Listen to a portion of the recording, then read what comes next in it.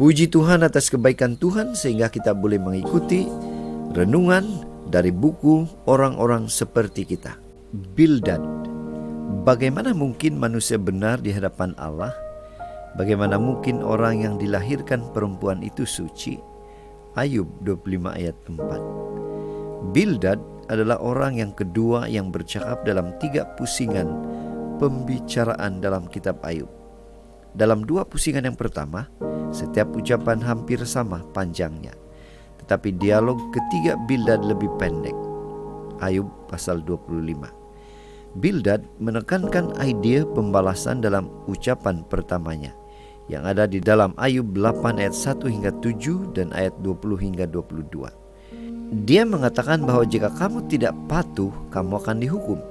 Jika kamu patuh, kamu akan diberkati. Oleh itu, jika Ayub bertaubat dan hidup dengan benar, Tuhan akan memulihkannya di tempat yang sepatutnya. Cadangan itu betul, tetapi masalahnya Bildad dan sahabat-sahabatnya adalah bahwa mereka tidak mengendahkan atau tidak memperhatikan pergelutan antara Tuhan dan syaitan di dewan syurga. Ucapan keduanya di pasal yang ke-18 adalah mengenai nasib orang yang jahat, mengalihkan hidupnya yang penuh keganasan sehingga mati. Ayat 7 hingga 15. Orang yang zalim akan berada dalam kegelapan yang menyeluruh tanpa meninggalkan kenangan, nama atau keturunan. Ayat 17 hingga 19. Dalam ucapan terakhirnya, Bildad menunjukkan bahwa tidak ada orang yang boleh menjadi benar di hadapan Tuhan. Ayub 25 ayat 4.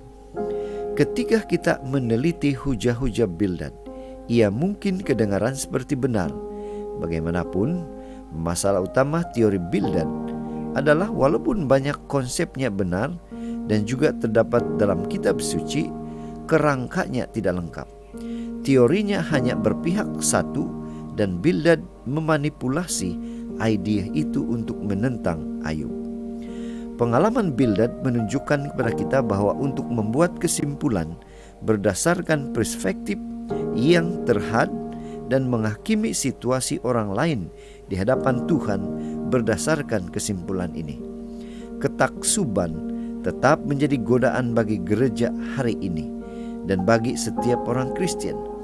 Bapa Surgawi kita memberi umat manusia dengan kepelbagaian sehingga kita dapat berusaha untuk memahami dengan lebih baik tentang pesanannya kepada kita bersama-sama. Tuhan juga memberi kita Alkitab untuk dijadikan landasan kuat bagi iman kita. Sekiranya ada pertanyaan atau keraguan, kita harus kembali kepada kitab suci dengan doa dan kerendahan hati, menyerahkan ide kita sendiri dan menilai mereka melalui terang firman-Nya. Hanya dengan cara ini kita dapat selamat dari kesalahan Bildad. Sekian pembacaan renungan kita hari ini. Tuhan memberkati.